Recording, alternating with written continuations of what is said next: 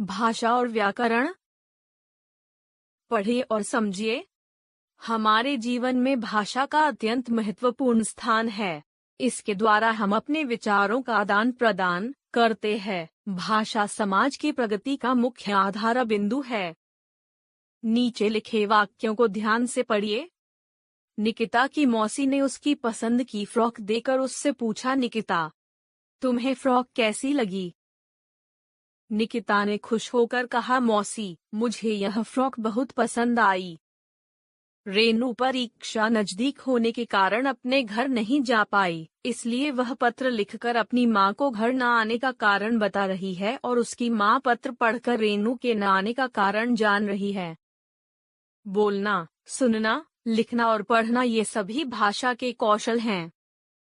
भाषा वह साधन है जिसके द्वारा हम अपने भावों और विचारों को एक दूसरे तक पहुंचाते हैं।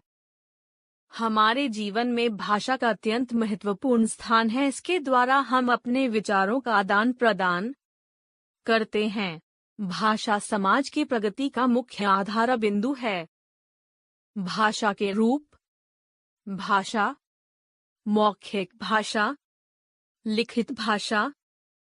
मौखिक भाषा, जब हम अपने विचारों और भावों की बोलकर प्रकट करते हैं तथा दूसरे के भावों एवं विचारों को समझते हैं, उसे मौखिक भाषा कहते हैं।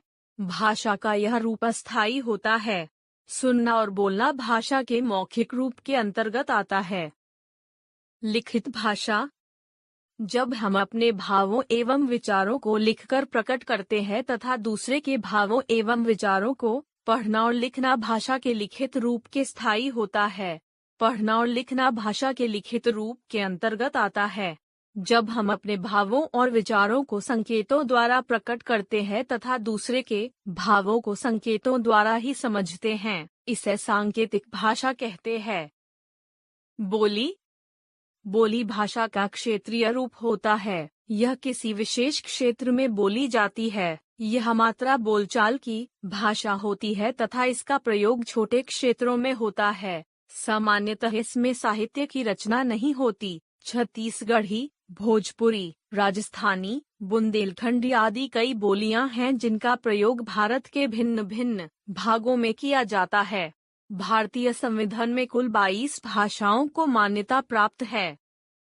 मान्यता प्राप्त भाषाएं: हिंदी, असमिया, बांग्ला, मराठी, नेपाली, ओडिया, बोडो, डोगरी, गुजराती, कन्नड़, संस्कृत, संथाली, सिंधी, कश्मीरी, कोंकणी, मैथिली, मलयालम, तेलुगु, उर्दू, पंजाबी, मणिपुरी, तमिल। लिपि, मुख से निकलने वाली प्रत्येक ध्वनि को लिखने के लिए कुछ चिन्ह निश्चित किए गए हैं। ये चिन्ह ही लिपि कहलाते हैं। इन चिन्हों की सहायता से हम अपने मन के भावों को लिखकर प्रकट करते हैं। भाषा को लिखने के लिए निर्धारित किए गए चिन्हों को लिपि कहते हैं।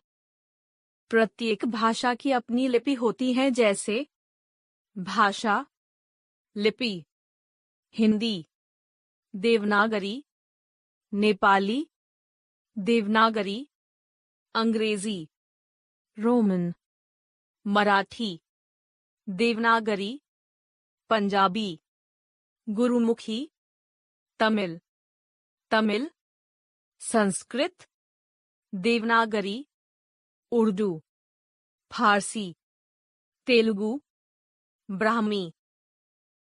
व्याकरण, प्रत्येक भाषा को लिखने, बोलने व पढ़ने के कुछ नियम होते हैं।